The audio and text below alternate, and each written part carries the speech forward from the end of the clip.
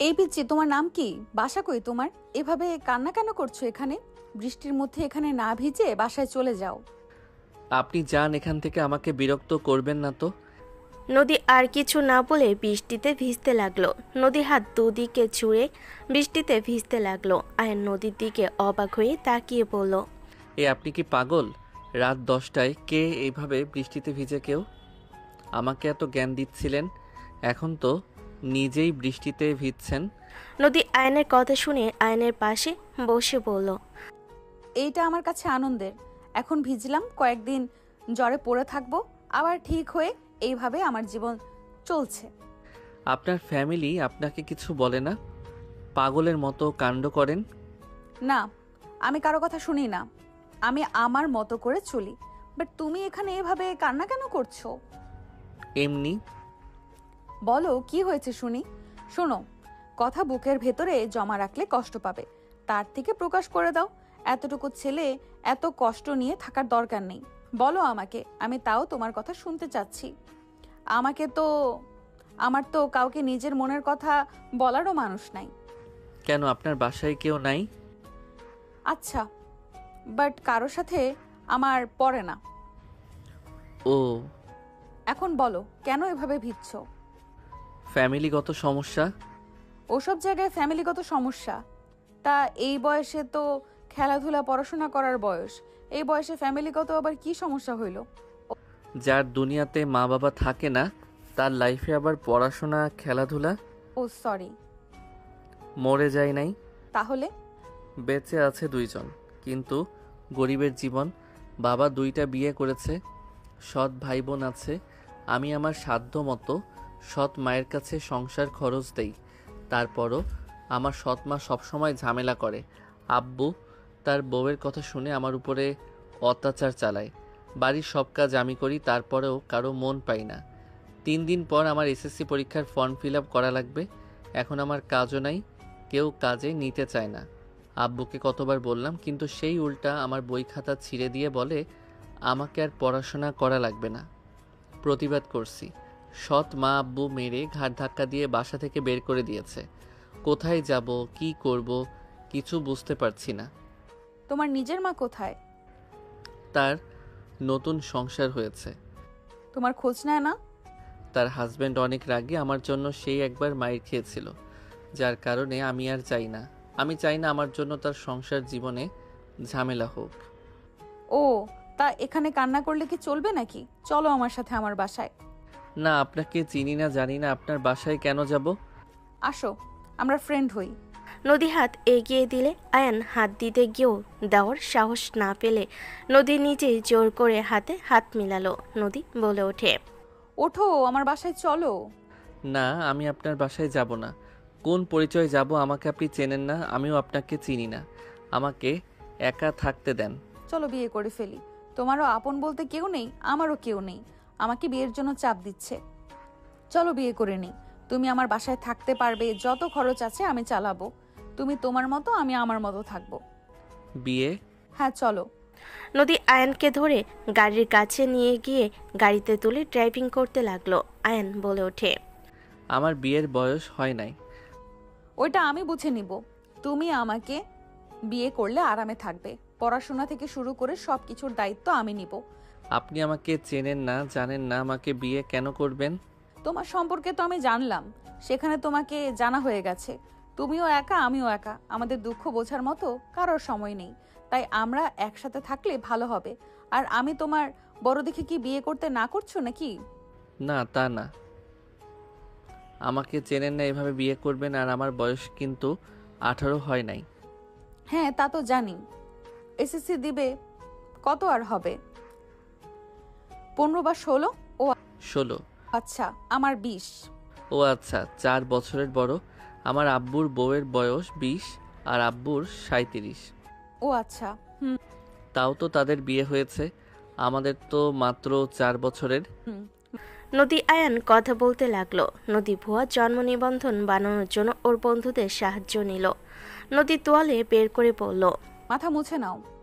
আপনি আগে মুছে নেন, আমার বৃষ্টিতে ভেজার অভ্যাস আছে। আমারও আছে, নাও মুছে নাও পিচ্চি মানুষ। আয়ন নিজের মাথা মুছতে লাগলো, নদীর দিকে এগিয়ে দিল। নদী চুল খুলে দিলে আয়ন অবাক হয়ে তাকালো। নদীর চুলগুলো একদম পায়ের কাছে এসে পড়ল। নদী এক হাত দিয়ে চুল মুছতে লাগলো। আয়ন বলল, মাশাল্লাহ, আপনার চুল অনেক সুন্দর। আমি আপনাকে মুছে দেই, আপনি ড্রাইভ করেন। এভাবে অ্যাক্সিডেন্ট হবে। ধন্যবাদ। আয়ন নদীর চুল আলতো করে মুছে দিতে লাগলো। নদী সোজা ওর বন্ধুর দেওয়া ঠিকানায় চলে গেল। জন্ম নিবন্ধন নিয়ে ওর বন্ধুকে তুলে নিয়ে কাজী অফিসে গিয়ে আয়নকে বিয়ে করে নিল।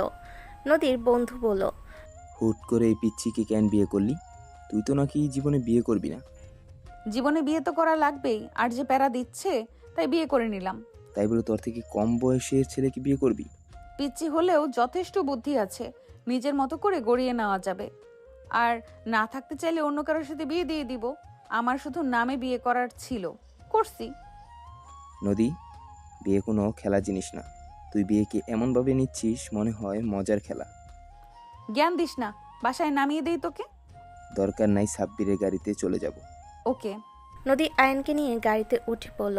আয়ন বলতে লাগলো, আপনি কি আসলে বিয়ে খেলা ভাবছেন?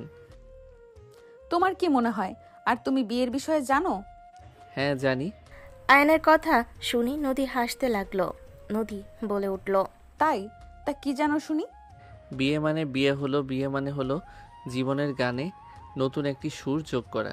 এটি এমন এক বন্ধুত্ব যেখানে শব্দ ছাড়াই একে অপরের অভাব বা কষ্ট বুঝে নেওয়া যায়, যেখানে নিজের সবটুকু দিয়ে অন্য একজনের পরিপূরক হওয়ার চেষ্টা থাকে। বাইরের পৃথিবীর সব লড়াই শেষে, দিন শেষে যেখানে ফিরে এলে শান্তি পাওয়া যায়, সেই আশ্রয়টুকুর নামই বিয়ে। একে অপরের ভরসার দেয়াল হয়ে থাকা, যাতে ঝড়ঝাপটা এলেও মনের ঘরটি নিরাপদ থাকে। নদী অবাক হয়ে আয়নের দিকে তাকালো। নদী বলে উঠল, তারপরে?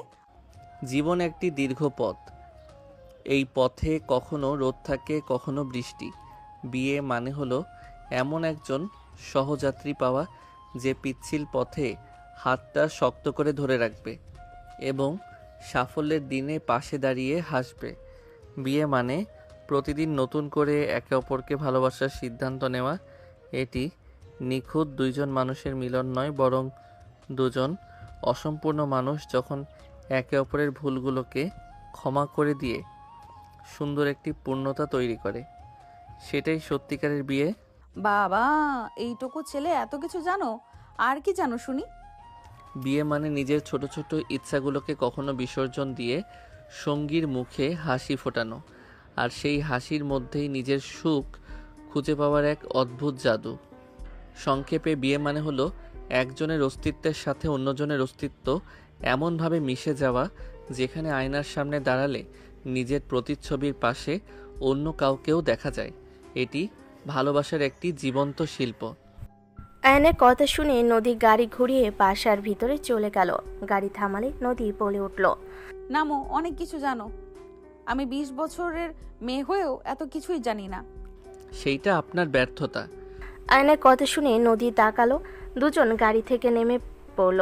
আয়ন নদীর পিছন পিছন যেতে লাগলো।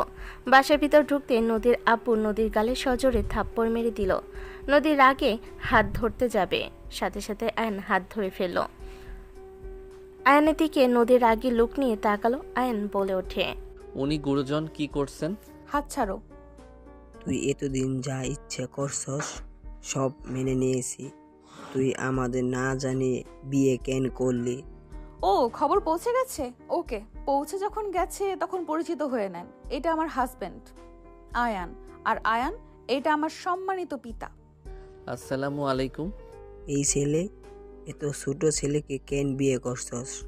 ওই তো তোর ছোট ভাইয়ের বয়সের হবে। আতিকের 1 বছরের ছোট। নদীর কথা শুনে বসে থাকা সবাই অবাক হয়ে তাকালো। নদীকে আর কেউ কিছু বলবে, সাথে সাথে নদী আয়নের হাত ধরে চলে গেল। আর সবাই চিল্লাপাল্লা করতে লাগলো। আয়নকে নিয়ে রুমে গেলে নদী বলে উঠল, ওইদিকে ওয়াশরুম। আর আপাতত তুমি চাইলে আমার শার্ট প্যান্ট পরতে পারো। মেয়েদের না, ওই সবই ছেলেদের। লুঙ্গি নাই? আছে, তুমি পরতে পারো নাকি? ওয়েট, আব্বুর আছে, নিয়ে আসি। থাক, নিচে যায়েন না, এমনিতে সবাই বকাঝকা করছে। এটা প্রতিদিনের ব্যাপার। এসব আমার অভ্যাস হয়ে গেছে। আর ওরা খেপসে কেন শুনবে? কেন? ওইদিকে এক ছেলে বসা ছিল, খেয়াল করেছো? ওর সাথে আমার বিয়ে দিতে চাইছে। ওই ছেলে একটা 12 ভাতারি, এক কথায় যাকে বলে। আপনার ফ্যামিলি জানে না? জানলে কি, আমার সৎ মায়ের আদরের ভাতিজা, তাই তার সাথে আমার বিয়ে দিতে উঠে পড়ে লেগেছে। ও আচ্ছা। থাকো, আসি। নদী চলে গেল। আয়ন নদীর ফ্রেমে বাঁধানো ছবিটা দেখতে ফ্রেমটা হাতে নিল। নদী নিচে গেলে ওর আব্বুর রুম থেকে লুঙ্গি নিয়ে চলে গেল। রুমে গেলে সাথে সাথে আয়ন ফ্রেম রেখে বলল, উনি তোমার মা নাকি? হুম, ওনাকে তো দেখলাম না। মারা গেছে। সরি। এই নাও, যাও। আয়ান চলে গেল। আয়ন গোসল করে লুঙ্গি পরে বের হইল। নদী বারবার হাসি দিতে লাগলো। আয়ান বলে উঠল, যান, গোসল করে তাড়াতাড়ি পোশাক চেঞ্জ করে নেন। আর এইগুলো কোথায় মেলে দিব? তুমি কেন ধুতে গেছো? মানুষ আছে, ওরা করে দিত। নিজের কাজ নিজে করতে পছন্দ করি। আপনি যান, গোসল করে নেন গা। আচ্ছা, বারান্দায় মেলে দাও, যাও, আমি গোসল করে আসি। নদী আলমারি থেকে শার্ট প্যান্ট বের করে চলে গেল। আয়ন শার্ট প্যান্ট বারান্দায় মেলে দিয়ে আসলো। নদী গোসল করে বের হলো। আয়ন নদীর দিকে তাকিয়ে থাকলো। নদীকে বলল, আমি কি সাহায্য করব? না, ধন্যবাদের দরকার নেই। নদীর ড্রেসিং টেবিলের সামনে বসে হেয়ার ড্রাই করতে লাগলো। আয়ন নদীর পিছনে দাঁড়ালে নদী বলে উঠল, কিছু বলবে? আমি করে দেই, দেন, দেখি পারি নাকি। নদী না করলো। আয়ন শুনল না। নদী শিখিয়ে দিলে আয়ন সুন্দরভাবে চুলগুলো হেয়ার ড্রাই করতে লাগলো। নদী আয়নকে দেখতে লাগলো আয়নার ভিতর দিয়ে। নদীর রুমে নদীর ভাবি এসে বলল, নদী, খেতে আসো। খাবার পাঠিয়ে দেন, ওইখানে যাব না। ভাবি চলে গেল। আয়ন হেয়ার ড্রাই করে দিয়ে বলল, আপনার সাহায্য লাগলে আমাকে বলবেন। আমি যেন আপনার চুলের প্রেমে পড়ে যাচ্ছি। আয়নের কথা শুনে নদী ভুরকুচকে তাকালো। আয়ন লজ্জা পেল। নদী বলে উঠল, প্রেমও পড়তে পারো? আমাকে কি আপনার একেবারে নাদান বাচ্চা মনে হয় নাকি? আমার বয়স 16, বড় হয়ে গেছি আপনার থেকে। দেখেন কত বড়। নদী পায়ের পাতা উপরে ভর করে আয়নের থেকে লম্বা হওয়ার চেষ্টা করলে আয়ন হেসে দিল। নদী বলে উঠল, নিচের দিকে হও। আয়ন একটু নিচের দিকে ঝুঁকলে নদী আয়নের গলা ধরে বলে, আমি তোমার থেকে বড়, দেখো। আয়ন নদীর দিকে চোখ গেলে দুজন একে অপরের দিকে তাকালো। আয়ন নদীর ঠোঁটের দিকে যাবে, সাথে সাথেই হাসি দিল। আয়ন সোজা হয়ে দাঁড়িয়ে পড়ল। আপনার ঠান্ডা লেগে গেছে? জ্বরও আসবে। তুমি নাপা খাবে নাকি? না, লাগবে না। কাজের লোক খাবার দিয়ে গেলে নদী বলে ওঠে, খেয়ে নাও। আপনি খাবেন না? খাবো, চলো দুজন একসাথে খাই। দুজন খাবার খেতে বসলো। দুজন খাবার শেষ হলে আয়ন বলে উঠল, আমি তাহলে নিচে ঘুমাই, আপনি উপরে ঘুমিয়ে যান। সমস্যা নেই, একসাথে ঘুমাই, আমরা তো হাজব্যান্ড ওয়াইফ। ওকে। নাপা খেয়ে নাও, আসো। আয়নকে নাপা দিয়ে দিল। দুজন নাপা খেয়ে নিল। আয়ন এক পাশে শুয়ে পড়ল। নদী কোলবালিশ জড়িয়ে ধরে শুয়ে পড়ল। আয়ন নদীর দিকে কিছুক্ষণ তাকিয়ে থেকে ঘুরে শুয়ে পড়ল। সকালে আয়নের ঘুম ভাঙলে দেখে নদী ওর বুকের ওপর শুয়ে আছে। আয়ন নদীর মুখের ওপর থেকে চুলগুলো সরিয়ে দিতে লাগলো। নদী নড়ে উঠলে আয়ন চোখ বন্ধ করে নিল। নদীর চোখ খুলে নিজেকে আয়নের বুকে দেখে লাফ দিয়ে উঠে পড়ল। নদী আয়নের দিকে তাকাতেই নদী জোরে চিৎকার দিল। আয়ন লাফ দিয়ে উঠে বলল, এই এই কি হয়েছে? নদী তাড়াতাড়ি ঘুরে বসলো। আয়ন লুঙ্গি খাটের এক পাশে দেখে লজ্জায় তাড়াতাড়ি করে গিয়ে লুঙ্গি পরে নিয়ে বলল, সরি, কিভাবে যে খুলে গেছে বুঝতে পারি নাই। ফাজিল, আগামীকাল থেকে যদি দেখি লুঙ্গি পরে ঘুমাইছো, খবর আছে। ধুর, আমার লুঙ্গি খুলে না, আমি গেট দিতে ভুলে গেছিলাম, খেয়াল ছিল না। ছি। ছি বলার কি আছে? আপনি আমার বউ, আমি আপনার হাজবেন্ড, এটা কমন বিষয়। নদী আয়নের কথা শুনে ওর দিকে তাকাতেই লজ্জায় বলে ওঠে, থাক, চুপ। যাও গোসল করে নাও, আর তোমার শার্ট প্যান্ট পরে নাও, শপিং করতে যাব। এখন গোসল কেন করব? গোসল কেন করবে মানে? সকালে আমি গোসল করি না। ভালোবেসে বিয়ে করেছি, গোসল যদি না করো তাহলে সবাই বলবে আমাদের মধ্যে কিছু হয় নাই, আর না হয় বলে নোংরা। কি হওয়ার কথা ছিল? নদীর আগে লোক নিয়ে তাকিয়ে বলল। কি বলতে চাচ্ছি বোঝো না? আয়ন জিব্বায় কামড় দিয়ে লজ্জায় মাথার চুল নাড়তে নাড়তে বলল, ও, বুঝেছি, কিছু না করেও সবাইকে প্রমাণ করতে হবে। ওই কি বলতে চাও? না, মানে কিছু না। আয়ন বারান্দা থেকে শার্ট প্যান্ট নিয়ে ওয়াশরুমে চলে গেল। গোসল করে লুঙ্গি ধুয়ে বারান্দায় মেলে দিয়ে আসলো। নদী চলে গেল। আয়ন খাটে বসে থেকে ভাবতে লাগলো। কি যে করি, মাথা ব্যথা করছে, জ্বর আসছে নাকি? আয়ন কথাগুলো ভাবছিল। নদী ওয়াশরুম থেকে বের হয়ে আসলো। হেয়ার ড্রাই করে আয়নকে নিয়ে নিচে গেল। আয়ন সিঁড়ি থেকে নামতেই সাথে সাথে একজন বলে উঠল। হ্যাঁ আয়ান, কেমন আছো? এখানে কি তুমি? আয়ন আশিকের সাথে হ্যান্ডশেক করে কোলাকুলি করে আয়ন বলে ওঠে। ভালো আছি, তুমি কেমন আছো? আর এখানে তুমি কি করছো? আমিও ভালো আছি, এটাই তো আমার বাসা। আয়ন অবাক হয়ে গেল। নদী স্বপ্ন বলে ওঠে। আশিক, তুই ওকে চিনিস নাকি? হ্যাঁ আম্মু, ও আমার ফ্রেন্ড। যাই হোক, তুমি এখানে কেন? সাহায্য লাগবে নাকি বলো? না, কোনো সাহায্য লাগবে না। তুমি তাহলে নদীর ভাই হও? এই, তুমি আমার আপন নাম ধরে বলছো কেন? তুমি তো ভদ্র ছেলে, বেয়াদবি কেন করছো? উনি আমার বড় বোন। ওই আমার হাজবেন্ড, তাই আমার নাম ধরে ডাকছে। আশিক অবাক হয়ে গেল। আশিক বলে ওঠে। হোয়াট? আপু কি বলো? ও কিন্তু আমার ছোট। আমরা একসাথে ফুটবল খেলছি, আমি ওর সম্পর্কে মোটামুটি জানি। বাট তুমি ওকে কিভাবে বিয়ে করলে? আর আয়ান, তুমি বা আমার আপুকে কেন বিয়ে করছো? কি জন্য আবার বিয়ে করবে?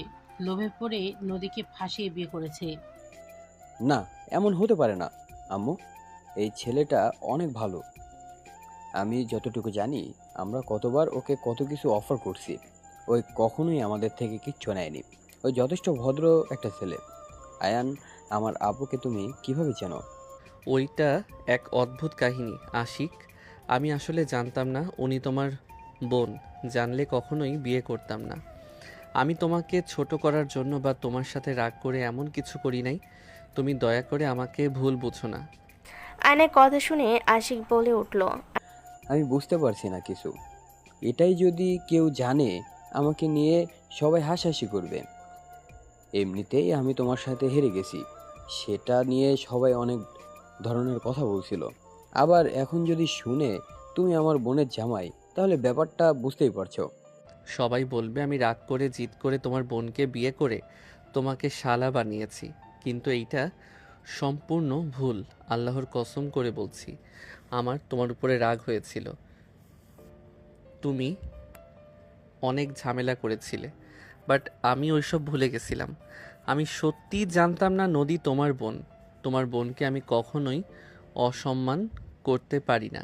আয়নের কথা শুনে পেছন থেকে একজন বলে উঠল। কার বোনকে কে অসম্মান করেছে? আয়ন পিছনে তাকাতেই নোভা বুড়কুচকে তাকালো। আয়ন বলে উঠল। আসসালামু আলাইকুম আপু, কেমন আছেন? ওয়ালাইকুম সালাম। আলহামদুলিল্লাহ ভালো। তুমি কেমন আছো? আলহামদুলিল্লাহ ভালো। নোভা কাছে এসে আয়নকে বলল। এখানে তুমি কোনো প্রয়োজনে আছে কি? কার কাছে এসেছো? আপু, ওই নদী আপুর হাজব্যান্ড। আশিকের কথা শুনে নোভা বিষম খেলো। নোভাকে আয়ন পানি এনে দিলে নোভা পানি খেয়ে বলল। হোয়াট? এইসব কি বলছিস ভাই? ঠিক বলছে। তাহলে আয়ানকে বিয়ে করে নিয়ে এসেছিস? তোর কি কোনো কমন সেন্স আছে? তুই জানিস ও তোর 4 বছরের ছোট। তুই কিভাবে ওকে বিয়ে করলি? আর আয়ান, তুমি আশিকের উপর প্রতিশোধ নিলে নাকি? আমি আমার ভাইকে অনেক বোকাঝোকা করেছিলাম, আর তুমি এমন কাজ কিভাবে করলে? তোমার থেকে এমন কিছু আশা করি নাই।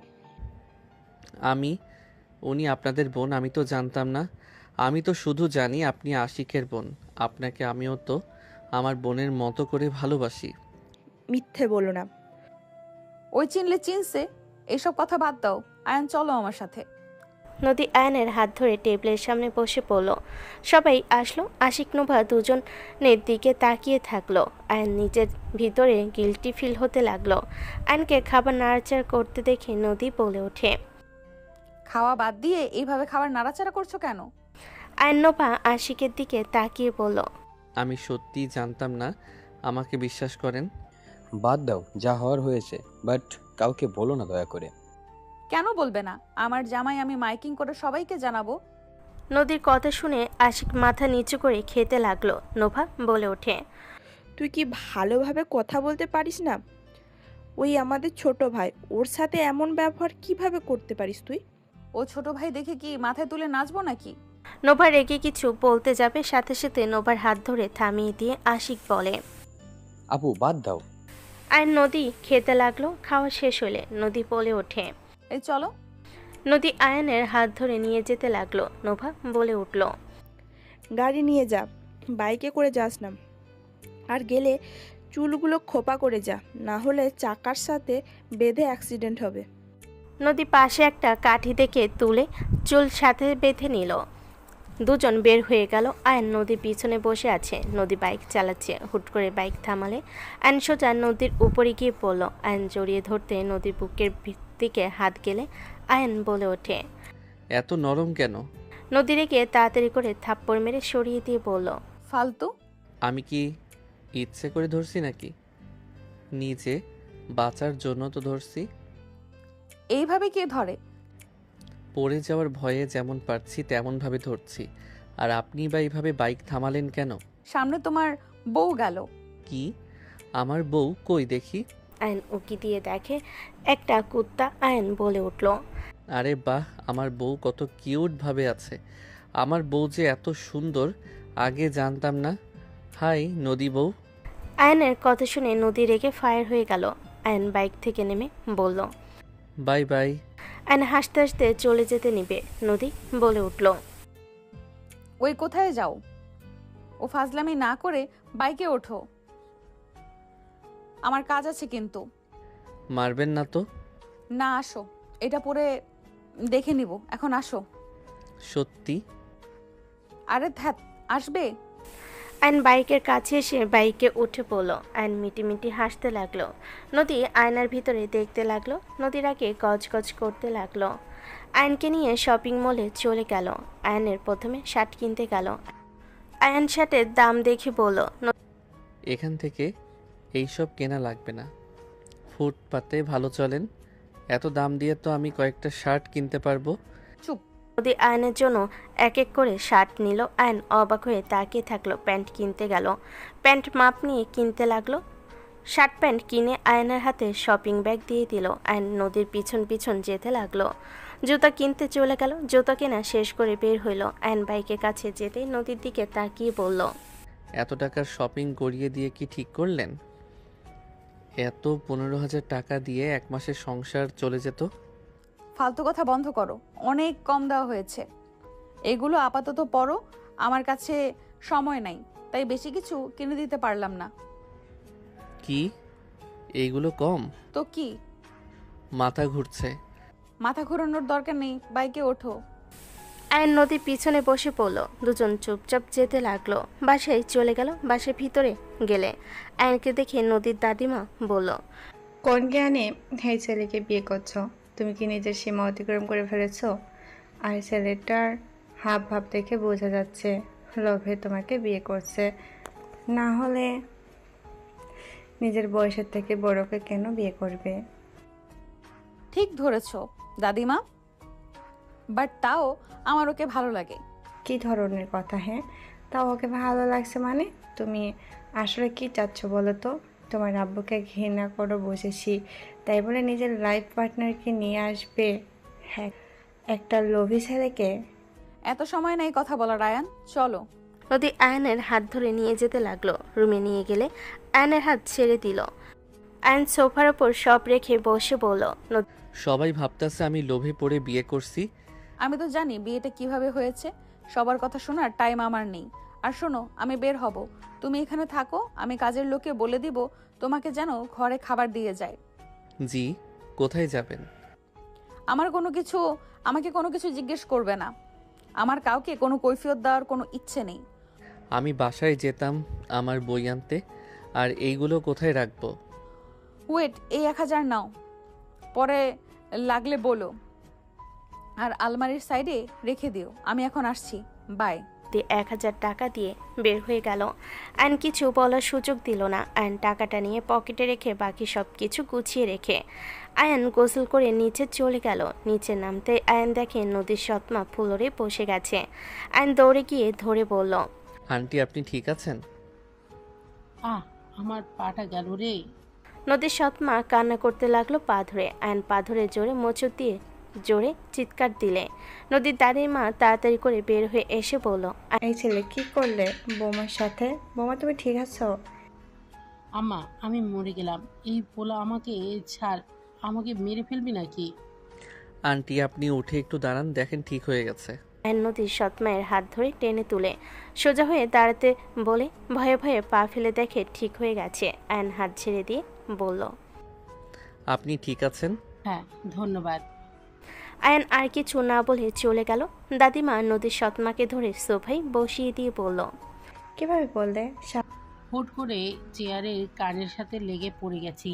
সারাদিন এত কি ভাবো, সাবধানে কাজ করতে পারো না? দুজন কথা বলতে লাগলো। এইদিকে আয়ান দোকানে কিছু কিনে খেয়ে নিল, তারপর টাকা ভাঙতি করে রিক্সা নিয়ে বস্তিতে চলে গেল। আয়নকে দেখে ওর সৎমা বলে ওঠে, কিরে তুই এখানে কেন? তোকে না বের করে দিল? আমার বই নিতে এসেছি। আয়ন সোজা ঘরের ভিতরে গিয়ে ওর দরকারি সব কিছু তুলে নিল, ব্যাগ নিয়ে বের হতে যাবে। সাথে সাথেই আয়নের সৎমা ব্যাগ ধরে পড়ল। ব্যাগে কি নিয়ে যাস? দেখা আমাকে। আমার বই কাগজপত্র।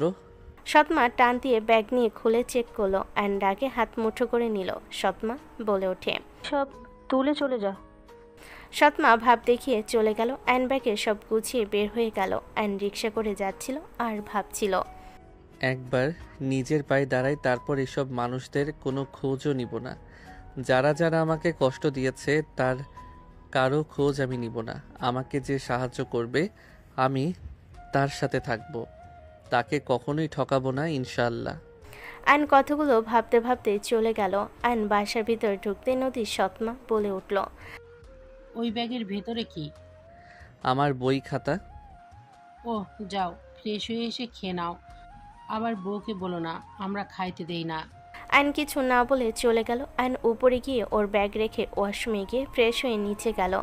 নিচে গিয়ে খাবার খেয়ে উপরে এসে ঘুমিয়ে গেল। সন্ধ্যার দিকে ঘুম ভাঙলে উঠে ফ্রেশ হয়ে নিচে চলে গেল। নিচে গেলে দেখে সবাই বসে থেকে আড্ডা দিচ্ছে। আয়ন নোভার দিকে তাকিয়ে বলল, আপু একটা কথা বলবো? ভালো। আপু আপনার বোনকে একটু কল দিবেন? ওই তো সে কখন বের হয়েছে, এখনো তো আসলো না। আপু রাত 12টায় ফিরবে। ওই 12টায় ফিরবো। ফোন দিলে আমাদের ফোন ধরবে না। এতক্ষণ কই থাকতে পারে? কই আবার ক্লাবে হয়তো থাকবে। এখন বন্ধুদের সাথে কথায় মনে হয় আড্ডা দিচ্ছে। রাতে ড্রিঙ্কস করে বাসায় আসবে। ওনার কোনো ফ্রেন্ডদের নাম্বার আছে কি? উনি কোথায় সেইটা জানা যাবে। আয়নের কথা শুনে সবাই অবাক হয়ে তাকিয়ে আছে। আশিক বলে ওঠে, তুলি আপু আছে, ওনাকে কল দিয়ে জানা যেতে পারে। আপু আমাকে ফোন দাও, আমি কল দেই। তুই দিলে আবার তোকে অপমান করবে নদী। কিছু হবে না, দাও। আশিক ফোনটা নিয়ে তুলির কাছে কল দিতে লাগলো। কিছুক্ষণ পর কল রিসিভ করতেই আশিক বলল, আসসালামু আলাইকুম আপু, কেমন আছেন? ওয়ালাইকুম আসসালাম পিচ্ছি, ভালো। তুই কেমন আছিস? আর এতদিন পর আপুর কথা মনে পড়লো? ওই আর কি। আপু, নদী আপু তোমরা কোথায় আছো? কেন রে, হঠাৎ এটা কেন জিজ্ঞাসা করছিস? কোথায় আছো সেটাই বলো। আমার বাসায় সবাই। আচ্ছা ঠিক আছে, ভালো থেকো। তুলিকে কিছু বলার সুযোগ না দিয়ে কল কেটে দিল। আয়নের দিকে তাকিয়ে বলল, আপু তুলি আপুদের বাসায় আছে, ড্রাইভারকে বলো গিয়ে নিয়ে আসতে। ওই ছেলে ওয়েট, তোমাকে কি ভালোবেসে বিয়ে করেছে নাকি? কোনো কারণ আছে? আমি আসছি। আয়ন সোজা চলে গেল। ড্রাইভারকে বলে ড্রাইভার নিয়ে গেল। 20 মিনিটের ভিতর চলে গেল তুলির বাসার ভিতরে। গাড়ি থামালো। আয়ন তুলির বাসার সদর দরজায় নক করলে একজন এসে দরজা খুলে দিল। আয়নকে দেখে বলল, এই কে আপনি? ড্রাইভার এসে বলল, নদী ম্যামের পরিচিত, যেতে দাও। কাজের মহিলা বলল, ও আচ্ছা, ওনারা ছাদে পার্টি করছেন। আপনি তাহলে থাকেন, আমি আসছি। আয়ন কথাগুলো বলে কাজের মহিলার সাথে গেল। ছাদে উঠতে আয়ন রাগ মাথায় উঠে গেল। আয়ন দেখতে পেল নদী একটা ছেলের সাথে কাপল ডান্স দিচ্ছে। সবগুলো মেয়ের একটা করে ছেলে পার্টনার। আয়ন 1 মিনিট দেরি না করে সোজা গান বন্ধ করে দিল। সবাই রাগে বলল, ওই কোন শালা গান বন্ধ করলি রে? সবাই বক্সের দিকে তাকাতে দেখে আয়ান, নদী, রাতুল বাদে সবাই খেপে গেল। তুলি রেগে বলল, এই পিচ্ছি, কে রে তুই? বক্স বন্ধ কেন করলি? আয়ন কোনো কথা না বলে সোজা নদীর কাছে গিয়ে নদীকে কোলে তুলে নিল।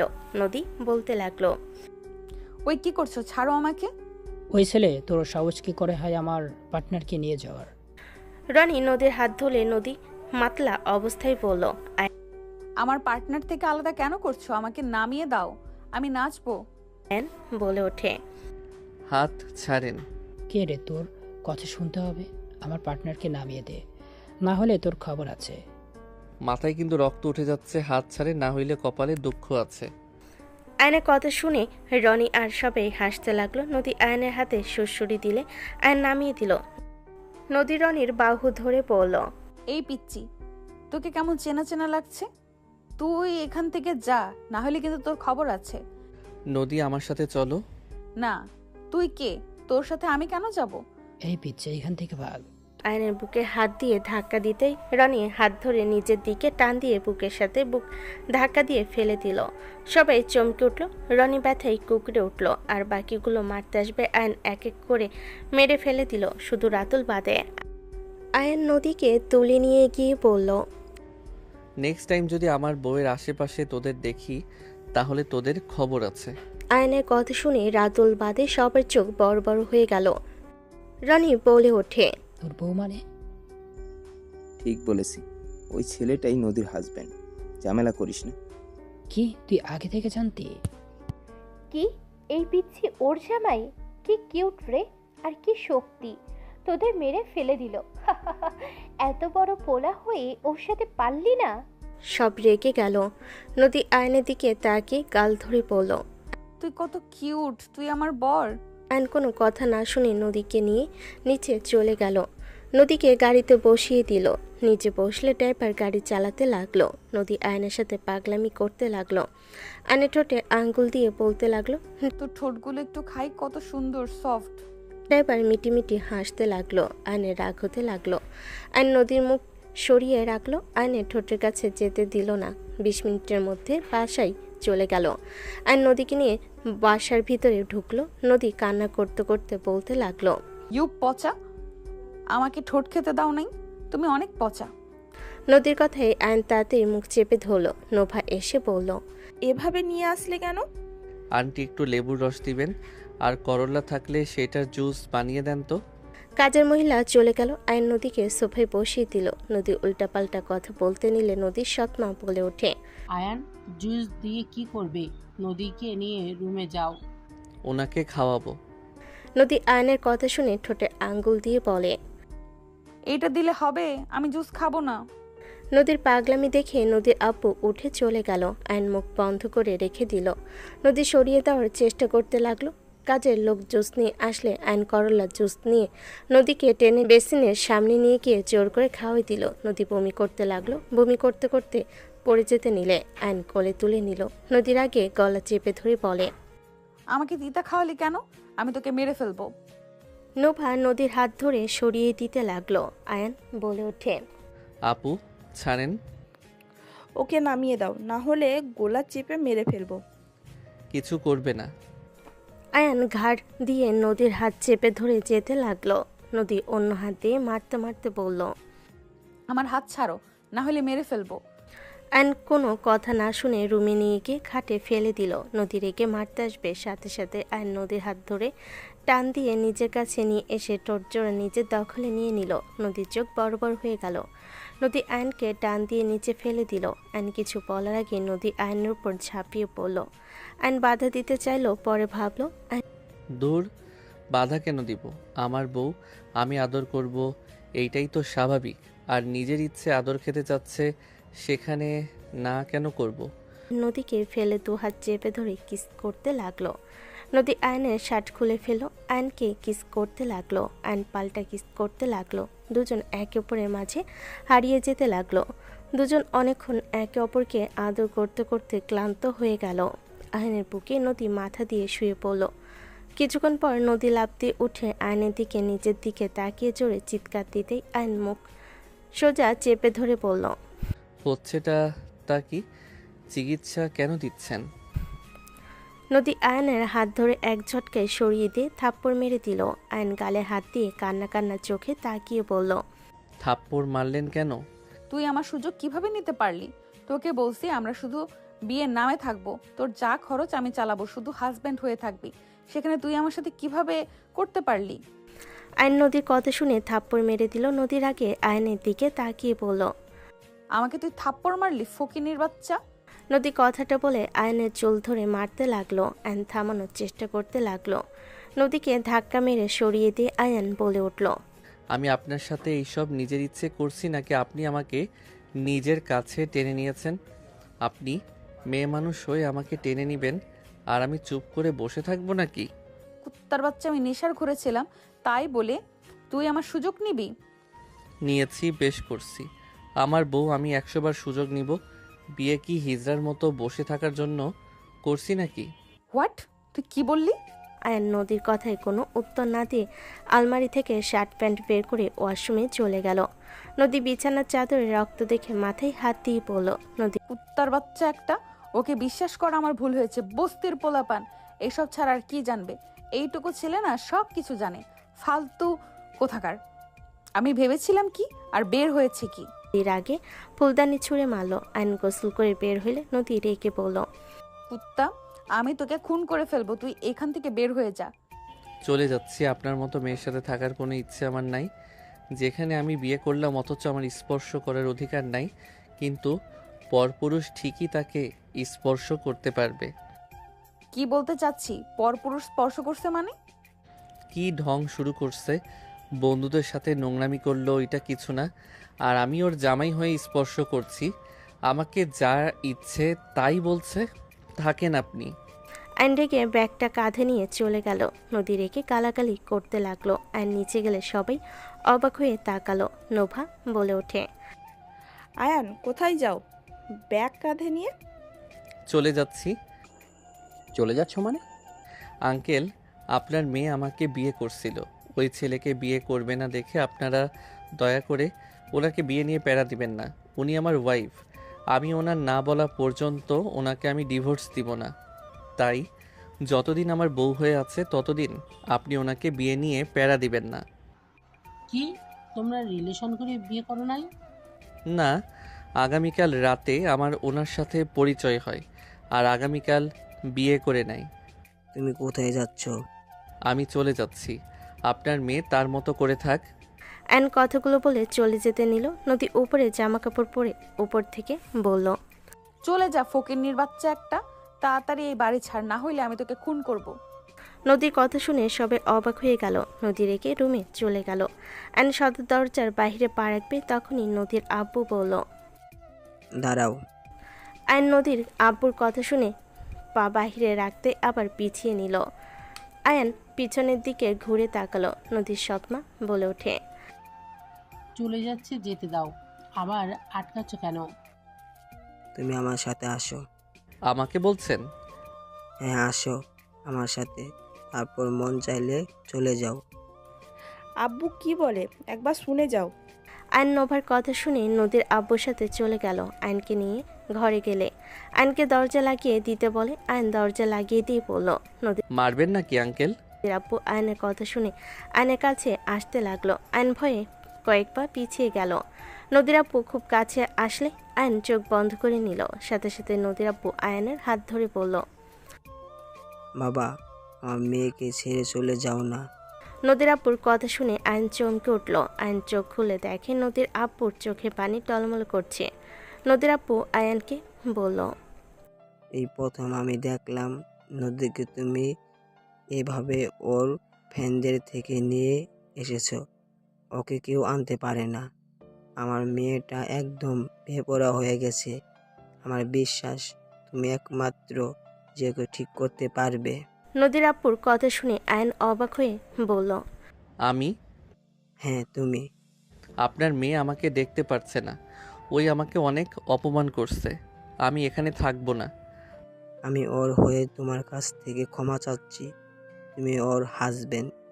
তুমি এত তাড়াতাড়ি নিজের বউয়ের কথা শুনে চলে যাবে? বিয়ের একদিনে চলে যাবে? এত তাড়াতাড়ি হার মেনে নেবে?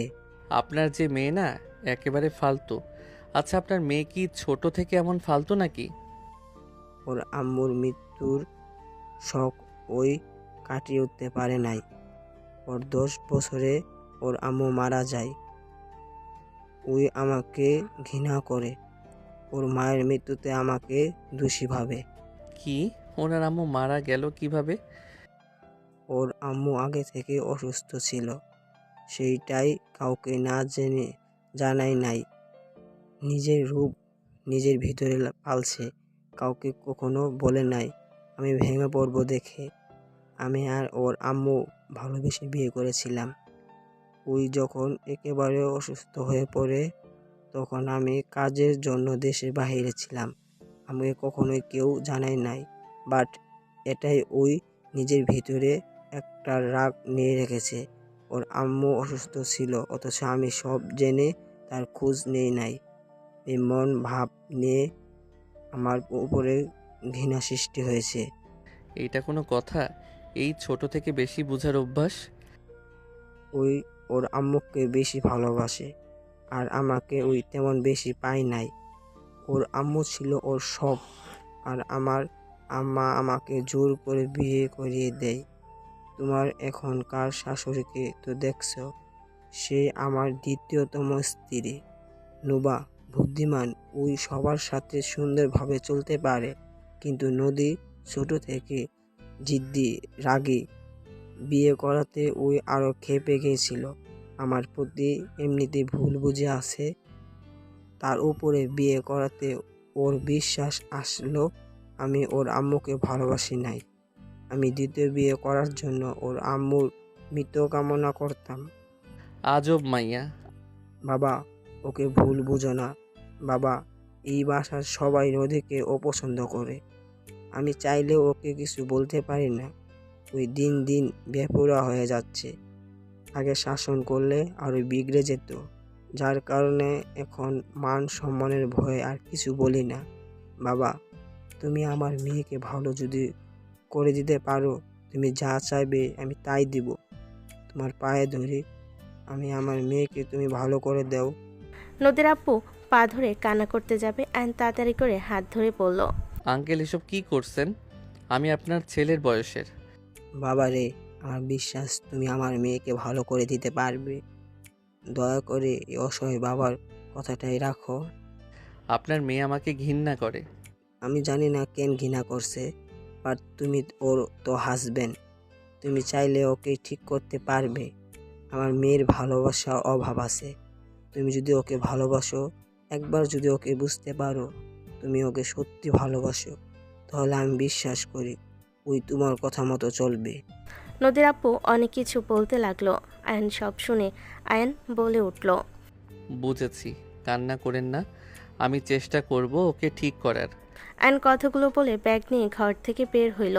আয়নকে দেখে নদীর সৎ মা বলল, কি ব্যাপার, চলে যাওয়া বাদ দিয়ে ওই দিকে কেন যাচ্ছ?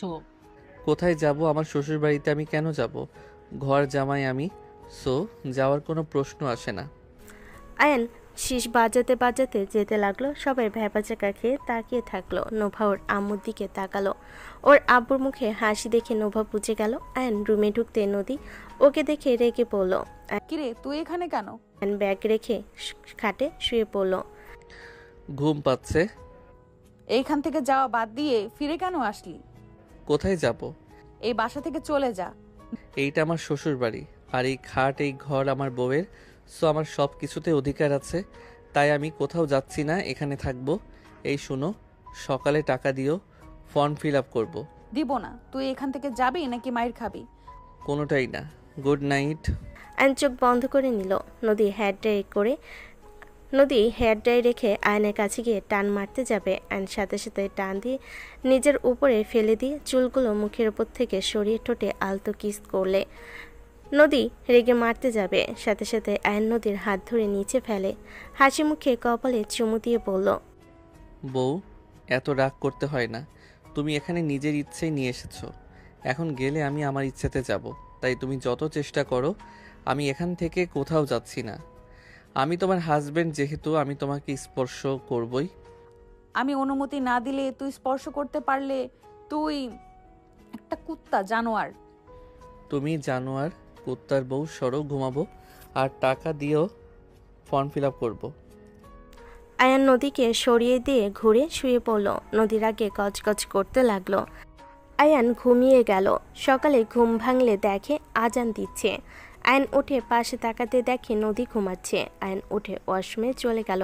ফ্রেশ হয়ে অজু করে বাহিরে আসলো। নদীর দিকে তাকাতেই মুচকি হাসি দিয়ে চলে গেল। আয়ন বাসা থেকে বের হয়ে মসজিদে চলে গেল। আয়ন মসজিদে গিয়ে নামাজ পড়ে ওইখান থেকে অনেকক্ষণ বসে থাকলো। তারপর মসজিদ থেকে বের হয়ে বাসায় আসলো। আয়নকে দেখে আশিক বলে ওঠে, আয়ান, বিকালে খেলা খেলতে যাবে? আমার পরীক্ষার সামনে, তাই পড়তে হবে। ও আচ্ছা, তুমি তো এসএসসি পরীক্ষা দিবে। হুম। তোমার বউ কিন্তু ভালো স্টুডেন্ট, ওকে বলো তো পড়ো, ওই ভালো পড়াতে পারবে। নদী নিচে নামতে নামতে বলল, ফকিনীর বাচ্চাদের প্রশ্রয় দিস না আপু। কোথায় বের হচ্ছ নাকি? তোকে বলবো নাকি? আমি তোমার হাজবেন্ড, আমার অধিকার আছে শোনার। তোর অধিকার তোর কাছে রাখ, আমার উপরে খাটাতে আসিস না, হাত পা গুঁড়ো করে দেব। কাকে দিয়ে? তুমি করবে নাকি তোমার নেশাখোরদের বলবে? আয়ান, ভাষা ঠিক কর। শোনো, আমার ফর্ম ফিল আপ করা লাগবে, আমাকে নিয়ে গিয়ে ফর্ম ফিল আপ করে দিবে। টাকা দেওয়া আছে, নিয়ে গিয়ে করগা। আমি একা যেতে পারবো না, মানুষ লাগবে। তুমি আমার সাথে যাবে আমার অভিভাবক হয়ে। তোর মতো বালপাকনা পোলার সাথে আবার অভিভাবক লাগে নাকি? আমার ভাই তোর বড় হয়েও তোর থেকে 1000 গুণ ভালো, তোর মতো বালপাকনা না। নদী কথা শুনে আশিক নোভা সবাই অবাক হয়ে তাকালো। নদী কথাগুলো বলে বের হয়ে গেল। আয়ন কিছু বলল না। আশিক খুশি হয়ে বলল, মেজো আপু আমাকে ভাই বলল, আমার প্রশংসা করলো। আম্মু শুনছো? আমি বললাম না, আপু আমার সাথে যত খারাপ ব্যবহারই করুক না কেন আমাকে খুব ভালোবাসে। ঠিক আশিক, তুই ভুল বলিস নাই, আসলে আমরা ওকে চিনতে ভুল করেছি। আমি মানুষ দেখলে বুঝতে পারি। আয়ান, তুমি কষ্ট পাও না? আপু রেগে আছে, গতকাল ওইভাবে নিয়ে এসেছো। ওর কথা ধরে কে? থাকো, বের হব। খাবার খেয়ে যাও, গতকাল রাতেও তো খেলে না। আন্টি ক্ষুধাও লাগছে। আয়ান রুমে চলে গেল। সিঁড়ি বয়ে আয়ান রুমে গিয়ে দেখে খাটের উপরে টাকা। আয়ন টাকা হাতে নিয়ে দেখে 10,000 টাকা দিয়ে রাখছে। আয়ান ভাবতে লাগলো, 10,000 টাকা কার আবার ফর্ম ফিল আপ টাকা লাগে? আয়ন কথাগুলো বলে ওয়াশরুমে গিয়ে ফ্রেশ হয়ে নিল। রেডি হয়ে নিচে গেল। নিচে গিয়ে সবার সাথে খেয়ে আয়ান বের হয়ে গেল। আয়ন স্কুলে গিয়ে স্যারের সাথে কথা বলে সব বকিয়া সাথে স্কুলের ফর্ম ফিল আপ করে নিল। আয়ন স্যারের সাথে কথা বলে বের হইল স্কুল থেকে। আয়ন রাস্তা দিয়ে হেঁটে যাচ্ছিল। হুট করে ওর সামনে বাইক থামালো। আয়ন রেগে বলল, ওই সমস্যা কি? আর একটু হইলে অ্যাক্সিডেন্ট হয়ে যেত। আয়ন কথাটা বলে মারতে যাবে, দেখে 5টা বাইক। হেলমেট খুলতে দেখে তুলি। আয়ন বলে উঠল, ও, আপনারা তাহলে আর একটু হইলে ঘুষি খেতেন। বাহ, পিচ্ছে দুলাভাই তো দেখি অনেক পাওয়ার। এইভাবে নিচের দিকে তাকিয়ে হাঁটছিস কেন? সামনে চোখে দেখোস না? পাশের বাইকে নদী হেলমেট খুললো। আয়ন কিছু বলতে যাবে, সাথে সাথে পিছন থেকে কয়েকজন এসে আয়নের কাঁধে হাত থেকে 2টা মেয়ে গাল টেনে বলল, বাবু, শুনলাম তোমাকে বাসা থেকে বের করে দিয়েছে। শোনো, এখন তো আরও ফর্ম ফিল আপের স্কুলে আরও বকেয়ে দিতে পারবা না। এক কাজ করো, এখনো সময় আছে, আমাদের দুইজনের বয়ফ্রেন্ড হয়ে যাও, আমরা তোমাকে টাকা দিব।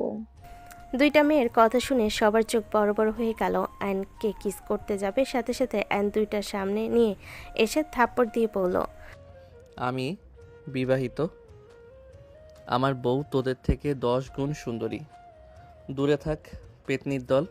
আয়নের কথা শুনে নদী একটু লজ্জা পেল। মেয়ে 2টা রেগে আয়নের কলার ধরে টান দিয়ে দেওয়ালের সাথে ঠেকিয়ে কিস করতে যাবে। নদী বলে উঠল, ওই মেয়েরা, কি হচ্ছে এসব? নদীর ধমকে সুর শুনে দুজন পিছনে তাকিয়ে বলল, এই, আপনারা এখান থেকে যান, আমাদের ব্যাপারে নাক গলাতে আসবেন না। গান জি পোলাপান, আমরা আমাদের সাথে লাগতেইছেন না। ধাক্কা দিয়ে সরিয়ে দিয়ে 2 মেয়ের বিনুনি ধরে বেঁধে দিয়ে ঠাস ঠাস করে থাপ্পড় মারল।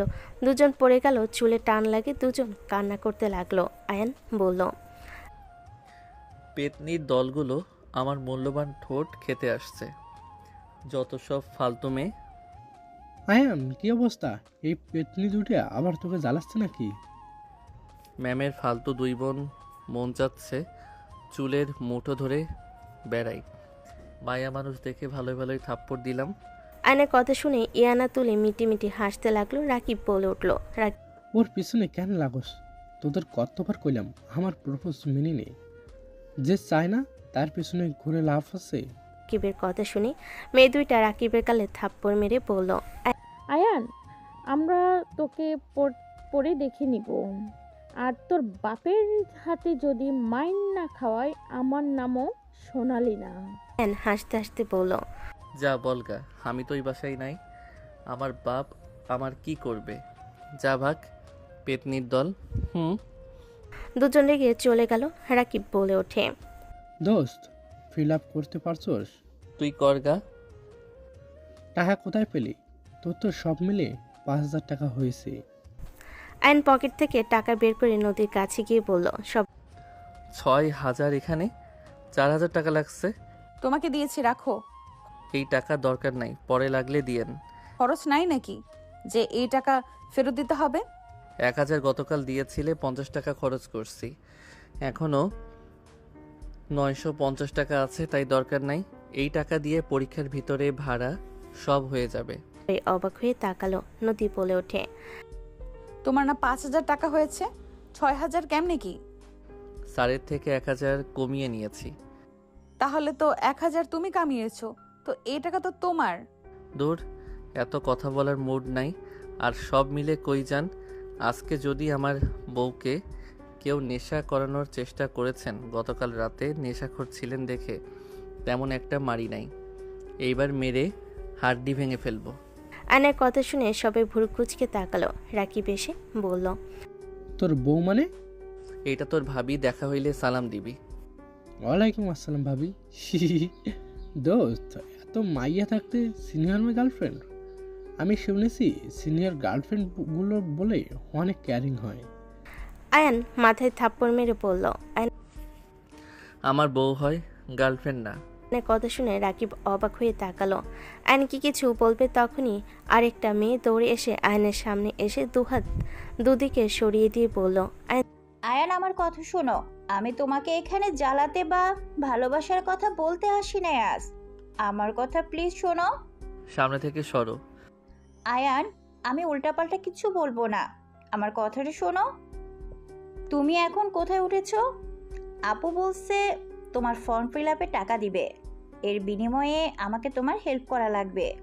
দূরে থাক, অভাবের সময় স্বভাব নষ্ট করার ধান্দা। আমার আর কারো সাহায্য লাগবে না। যখন চেয়েছি খারাপ অফার দিয়েছিলি, ফ্রেন্ডের মতো থাক। আমার আর দরকার নাই। সামনে থেকে সর, মাথা গরম করিস না। তুলির হাত ধরে তমাকে সরিয়েতে একটা রিক্সা থামিয়ে উঠে চলে গেল। তমা বলতে লাগলো, আয়ান, আমার কথাটা শোনো। তোকে খাওয়া থাকা ফ্রি দিব। তুই আমাকে পড়ালে মাসে বেতন দেওয়া হবে। এত সুন্দর সুযোগ কোথাও পাবি না। আয়ান ভাই, আই লাভ ইউ। তোমার কথা শুনে রাকিব নদীর দিকে তাকিয়ে দাঁত কেলিয়ে হাসি দিয়ে বলল, ভাবি আপনি জান গা, এই মেয়ের মাথায় সমস্যা আছে। এই রাতুল, এই ছেলেকে বাইকে তুলে তো। ভাবি আমি কিছু করি নাই। ভাবি আমার উপরে রাগ করে আছেন নাকি? ওঠো, ভয় পাওয়ার কিছু নেই। তোমাকে কিছু করব না, শুধু কিছু প্রশ্ন আছে। আমাদের সাথে চলো, পিৎজা খাওয়াবো। সত্যি? রাকিব রাতুলের বাইকে উঠে পড়ল। তমা কিছু বলার আগে সবাই চলে গেল। রাকিব বলে ওঠে, ভাবি উল্টাপাল্টা কোনো ইচ্ছে যদি করে থাকেন লাভ নেই। আমাকে মারলে আমি যদি বলে দেয় আয়ান আপনার বন্ধুদের হাত পা ভেঙে দিবে, ওকে ছোট ভাবলে ভুল হবে। ওই মায়ের ফিটের এক্সপার্ট, এই এলাকার ডন আছে, ওদের লোকেদের মেরেছিল। আশা করি ওর সাহস নিয়ে আর কোনো প্রশ্ন থাকবে না, তাই সাবধান। কি এখানকার ডন লোকদের সাথেও ঝামেলা করছে? এই ছেলে তো ভয়ঙ্কর রে। আমি তো বাচ্চা ভেবেছিলাম, আজ যা দেখলাম। আর এই সব ছোট ছোট বাচ্চা কি পাকনা রে ভাই? কি বললাম, একদম বাল পাকনা। আমি তো বিশ্বাস করতে পারছি না। এই বয়সে একটু একটু প্রেম বুঝতাম, বাট এরা তো বড়দেরও হার মানাবে। আমরা যে ওইখানে, তারপর লজ্জা নেই। কিভাবে দেওয়ালের সাথে লিপ কিস দিতে নিচ্ছিল। এই জন্যই তো পাকনা ওইটা। এইটাও তো কম ব্যাপার, এটাতে এত অবাক হওয়ার কি আছে? আমাকে এখন বিয়ে করালে আমি 100 বাচ্চার বাপ হব। রাতুলের কথা শুনে সবাই অবাক হয়ে তাকালো। রাতুল দাঁতে দাঁত চেপে হাসি দিল। 5 জন বাইক থামালে সবাই নেমে পড়লো। রেস্তোরাঁর ভিতরে গিয়ে মেনু কার্ড দিয়ে পড়লো। যা খাবে অর্ডার করো। আর তুলি, তুই থাক, আর তোরা যা। তুলি ওদের পাশে বসলো আর আরগুলো অন্য টেবিলে গিয়ে বসলো। রাতুল এক এক করে অনেকগুলো খাবার অর্ডার দিল। নদী বলে উঠল, এখন আসুক, আমার প্রশ্নের উত্তর দাও। কি প্রশ্ন? আয়ানের প্রতি এত মেয়ে এত ফিদা কেন? অনেক কারণ আছে। প্রথম তো এই ক্লাসের টপার, দ্বিতীয় ওই নম্র ভদ্র হয়ে থাকতো, অনেকটা চুপচাপ। তৃতীয় ক্লাসের সব ছেলেরা মেয়েদের পিছনে লেগে থাকলেও ওই কারো পিছনে লেগে থাকে না। ওই সব সময় প্রেম থেকে দূরে থাকে। ওই খেলাধুলা, পড়াশোনা, মারপিট সব কিছুতেই এক্সপার্ট। প্রথমে যে 2টা মেয়েকে দেখলেন, ওর আম্মুকে আর বোনকে বাঁচিয়েছিল। ওরা চাচাতো বোন, বেস্ট ফ্রেন্ড। ওরা দুজন যা চয়েস করে এক জিনিস করে। তাই বলে বয়ফ্রেন্ডও? কমন ব্যাপার, বাট একটাই জিনিস বুঝলাম না, আপনার সাথে ওর বিয়ে কেমনে হলো? ওর তো বয়স 16, ওই কেমনে বিয়ে করলো? আমাকে বললে আমিও করব। কানের নিচে দিব। আর একটা কথা, মিথ্যা কথা বলবে না। শুধু কি এইসবের জন্যই আয়ানকে সবাই পছন্দ করে? আর আয়ানের কি সত্যিই গার্লফ্রেন্ড নেই? না না, কোনো গার্লফ্রেন্ড, ওর লাইফটা এত সহজ না। ওই পড়াশোনা করে নিজের পায়ে দাঁড়াতেই চাই। ওই ছোট থেকে কষ্ট পেয়ে বড় হয়েছে। ওকে হাসি খুশি দেখলেও ওর লাইফে ভালোবাসার বড্ড অভাব। ছোট থেকে না মায়ের ভালোবাসা তেমন পেয়েছে, আর না পেয়েছে বাবার। ওই অবহেলিত সব সময় সবাই ওকে শুধু আঘাত করে, তারপর নিজের ইচ্ছে পূরণ করার জন্য উঠে পড়ে লেগেছে। ভাবি, আপনি ওকে ভালোবাসলে ওই আপনার জন্য জীবনও দিতে দ্বিধাবোধ করবে না। আমি ওর বেস্ট ফ্রেন্ডের জন্য ওর প্রশংসা করছি না। আপনি চাইলে বস্তিতে গিয়ে জানতে পারেন, আমি যা বলছি তারাও বলবে। বুঝলাম, আবার চলে এসেছে। কি খুশি হয়ে খেতে লাগলো। আর নদী নানা ধরনের প্রশ্নের উত্তর দিতে লাগলো। ওদিকে আয়ন বাসায় গিয়ে পড়তে লাগলো। বিকালের দিকে নদী পাশে আসলো। আয়ন নদীকে দেখে বলল, এত তাড়াতাড়ি বাসায়? রেডি হয়ে নে, আমরা এই বাসায় থাকবো না। তো কোন বাসায় থাকবেন? বাগান বাড়িতে থাকবো।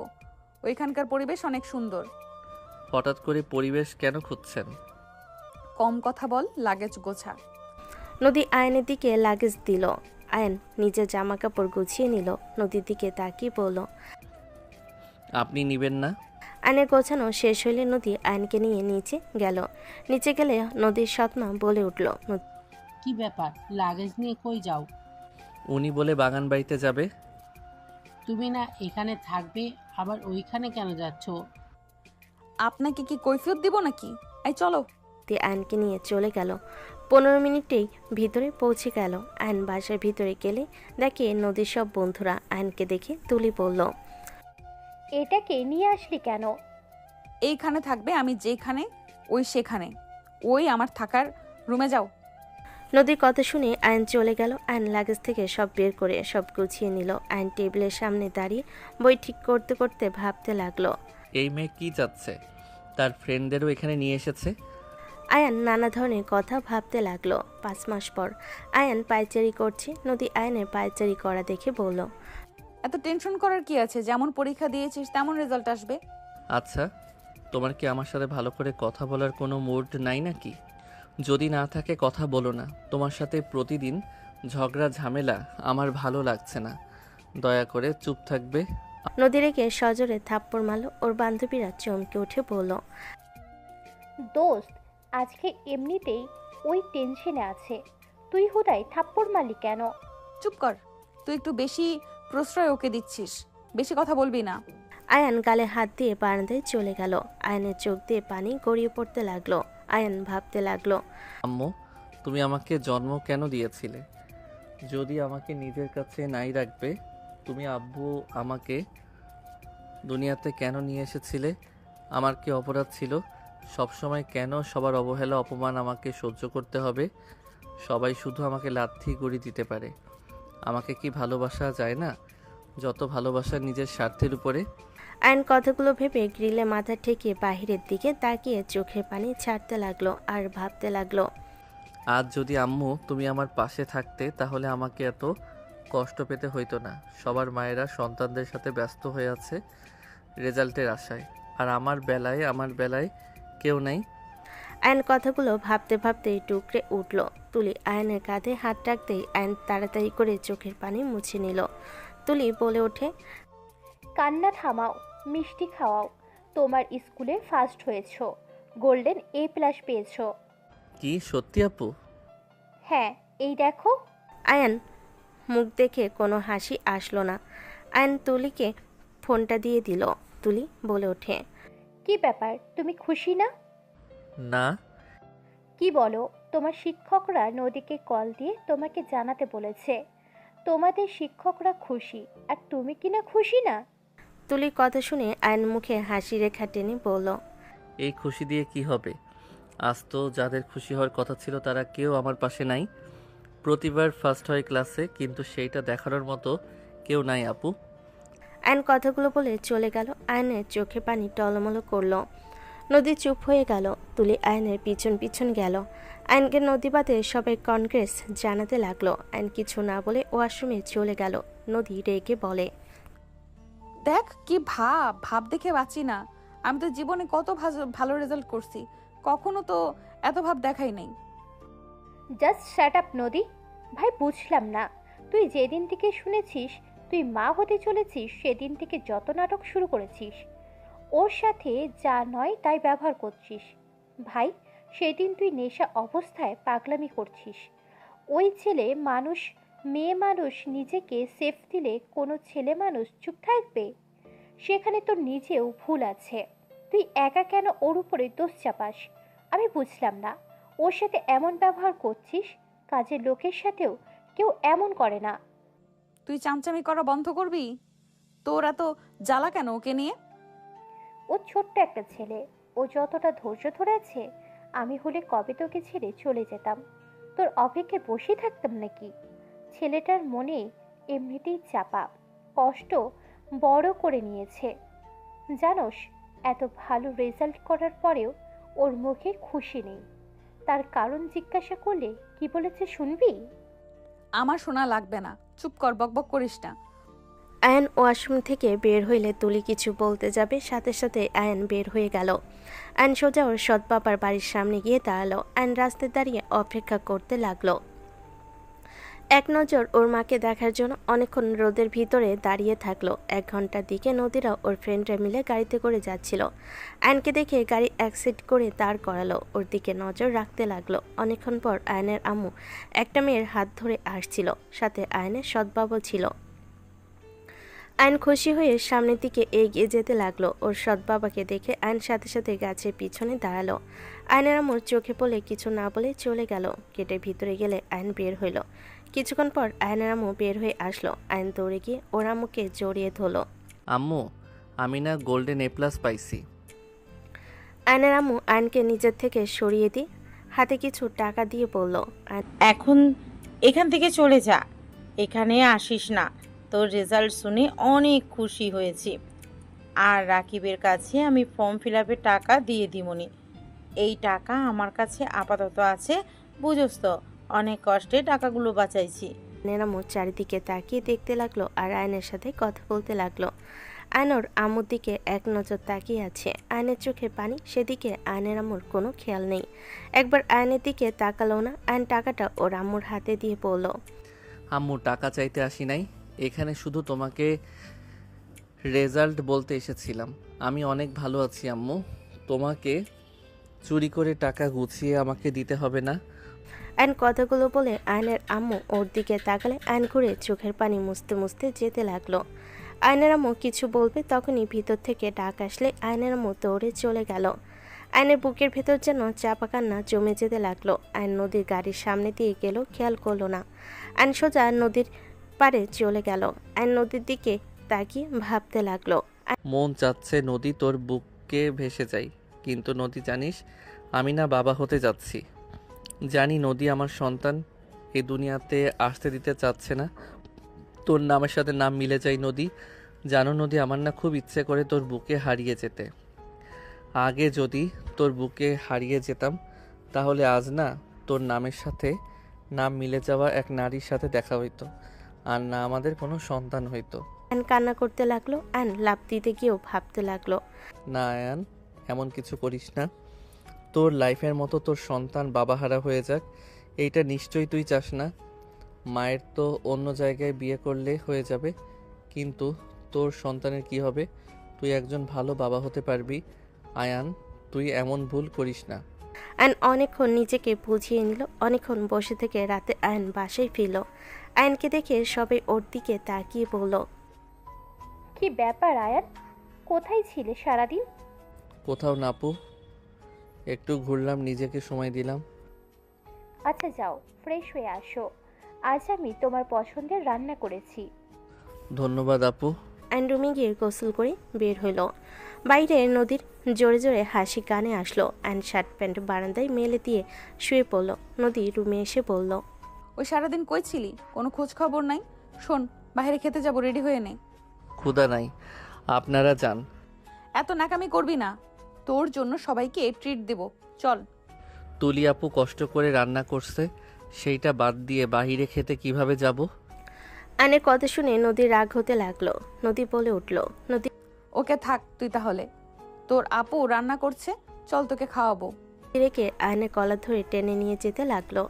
আয়ন নদীকে বলতে লাগলো, নদী ব্যথা কিন্তু পাবে, নদী কলার ছাড়ো। বসার ঘরে গেলে সবাই দাঁড়িয়ে গেল। একজন বলে উঠল, নদী নদী কি হয়েছে, এমন কেন করছিস? আয়নকে টেবিলের সামনে বসিয়ে দিয়ে তুলি রান্না করা সব কিছু একসাথে করে আয়নকে জোর করে খাওয়াই দিতে লাগলো। আয়ন ঢোক গেলার আগে জোর করে আরও খাবার দিতে লাগলো। সবাই নদীকে থামানোর চেষ্টা করতে লাগলো। তুলি বলে উঠল, পাগল হয়ে গেছিস? এইভাবে ভাত খাওয়ালে গলাতে ঠেকে মরে যাবে নদী, শান্ত হ। তোর অনেক মায়া লাগে তাই না? তোর খাবার খাবে দেখে আমার সাথে যাবে না তো আমি খাওয়াচ্ছি, সমস্যা কোথায়? নে খা, বেশি করে খা। আয়ন সহ্য করতে না পেরে নদীকে সজোরে থাপ্পড় মেরে দিল। নদী পড়ে যেতে নিলে আয়ন সাথে সাথে ওর হাত ধরে ফেলল। নদী রেগে বলল, হাত ছাড়, পড়ে যায়, আমার ক্ষতি হোক। হাত ছাড়ে। থাপ্পড় মারছস আবার হাত কেন দিছিস?